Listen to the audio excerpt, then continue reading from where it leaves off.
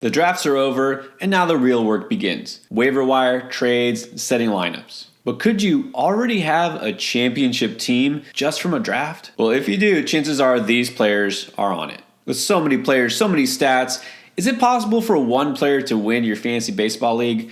Well, Ronald Acuna Jr. proved last year, yes. This year, that player might be his teammate, Spencer Strider. That's right, the unthinkable, a pitcher, might be the best pick you could have made in the first round. Now, I will acknowledge I came full circle on this. At first, I was not into taking a pitcher, any pitcher, in the first round. The Garrett Cole injury proved that there is always risk, even with guys who have not had serious injuries for a long career, anywhere in the first couple of rounds. But you can't predict injury, but you can project dominance. And Spencer Strider, as good as he's been the last couple of years, could be even better this year. You may have heard adding a curveball as if he needed something else on top of his fastball, which is pretty much the best in the majors. How is it that he could be so dominant in fantasy? Well, last year he was already the only 20-game winner in the majors, and with that Braves team, he could definitely do it again. He was already the major league leader in strikeouts, 44 higher than the second place finisher Kevin Gausman.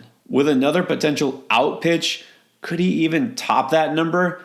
Yes. I already talked about players that I may have some regrets drafting, or at least drafting too much of, but now it's looking like Strider might be one of those players I regret not drafting enough. Now, one player I drafted a ton of, you knew this was coming. One more time, let's talk about Tristan Casas. Really, the best way to dominate in fantasy from a draft is to get those players who those mid-round picks that wind up being elite at their position. And that's exactly what I expect. It's amazing to me Casas' ADP got to a high of 89 before the season started. I really think he's a top 50 player in fantasy. I think he'll be a top 5 first baseman. He's going to get you power. He's going to hit for average. He can carry your team at first base. I won't say I see 40 home run upside, but again, the value there was so great. You could have passed on some of those corner infield positions early, stacked pitching, stacked speed, and then have Casas land in your lap. You know whose ADP did climb a lot just in the last couple of weeks before the season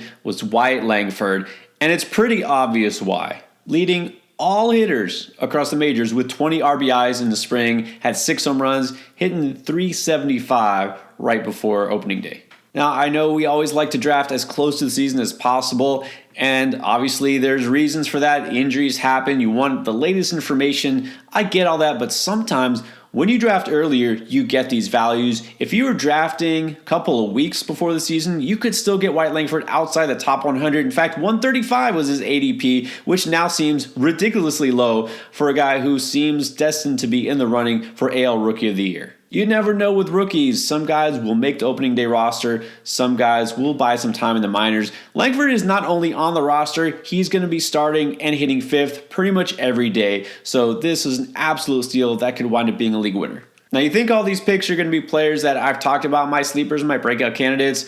But now let's discuss somebody I don't think I've even talked about much at all this preseason. But Christian Encarnacion Strand, the Cincinnati Reds, could definitely be a guy who helps you win a championship. Is it possible you can get Pete Alonso type numbers from someone that was selected outside the top 150? Well, hey, I won't go that far, but some people are projecting him getting close to 40 home runs.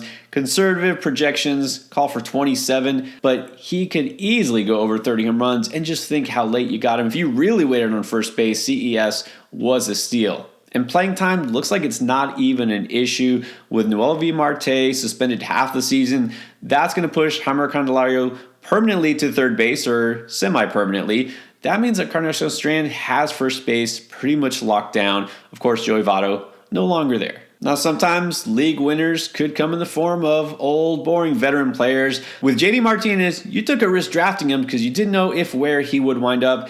Wound up in a pretty good spot with the Mets. Look, maybe it's not the Dodgers lineup like he was in a year ago, but still, we know JD has a ton of juice left in that bat. Last year, he hit 33 home runs and drove in 103 RBIs. He also hit 271, and that was just over 113 games. I wouldn't have been as excited if he did choose the Giants, which he smartly did not, because as he even said himself, that probably would have hurt his power output. Citi Field isn't the best for a right-handed power bat, but it'll be good enough.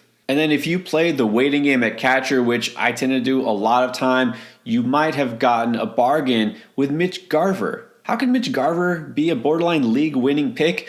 Because you could wind up with a catcher who goes yard 30 plus times and doesn't hurt you at average either. His battery mate Cal Raleigh of Seattle, yeah, he gets you over 30 home runs, but he's hitting 230s? Garver will get you a better average, and he's got just as much power. Now, here's the thing with Garver. Why was he an afterthought in drafts? Because he's always hurt. But he is a full-time DH now, and he's going to be hitting cleanup in that Seattle lineup. Just think about it. The cleanup hitter in Seattle, and you can take him at the end of your draft and slot him at catcher. I mean, this seems like the best value out there. In basically half a season last year, only 87 games, he had 19 home runs and 50 RBIs. Again, Seattle, not as hitter-friendly of an environment, but still, Garver has potential to put up huge power numbers from the catcher spot. There's another pitcher that is going to wind up being a league winner. It's Cole Ragans. Throw out the season-long stats from a year ago. Only look at the second half with the Royals as a starter, and you'll see this is ace material. In 12 starts, he had a 2.64 ERA and a 1.07 whip. And the strikeout numbers are elite, 89 Ks in 71 innings. With a full season as a starter in that rotation, could be one of the few pitchers that goes over 200 total strikeouts. I said it over and over when I talked draft strategy. I wanted at least one ace early. Guys I considered ace, let's say people taken in the first 5 rounds. And then when it comes to my second starting pitcher, I want someone who's just oozing with upside, a Grayson Rodriguez, a Bobby Miller, or Cole Ragans. But there's nothing better than pulling off that late, maybe last round pick that winds up being a staple in your rotation and gives you great numbers. I think, believe it or not, AJ Puk could be that guy. You may not believe it because last year, Puk was a closer and then he lost his job to Tanner Scott. So it feels like he was just moved to the rotation out of necessity to get him a place to pitch, and also because there's so many injuries in that Marlins rotation. But it's not surprising when you remember that Puk was one of the top pitching prospects in all of baseball. He was the number 6 overall pick back in 2016. Injury after injury just pushed back his timeline, and then eventually when he did debut in Oakland, he was good, and then he got traded, and the Marlins just weren't exactly sure what to do with him. Flashback to last year, remember in the first half, he was a really good closer. In fact, even with some late struggles and hiccups, he wound up the year with one of the best K minus BP percentages among all pitchers. I'm talking a 32.2% strikeout rate and only a 5.4% walk rate. League average for strikeout minus walk rate is 14.1%. Well, Puk last year almost doubled that, 26.9%. That shows excellent command, and arm talent has never been a question here. So that begs the question, is Puk this year's Cole Ragans? I'm just going to leave that there for you, but just remember, I'm drafting Puk a lot. And then I feel almost obligated to throw in a Tampa Bay pitcher. So here's one that you might not have heard of because he's barely been a Ray. It's Zach Littell. Only a Ray for half a season last year, made a few starts and was okay. Nothing special. But one thing that did stand out is the fact that he basically had the best walk rate out of anybody who isn't named George Kirby. 3.2%. We know the Rays preach pound the zone, first strikes. He already does that. Here's why I'm interested in Littell, why I think he really could be this year's breakout. Again, remember guys like Jeffrey Springs, Drew Rasmussen, players we never really heard of and may never have if they were in any other system. Littell throws a slider, a four-seam, a sinker, a splitter, and a sweeper. But as soon as he moved to Tampa, we saw a change. Less four-seam fastball, and a sinker that just got introduced. And guess what? The sinker worked.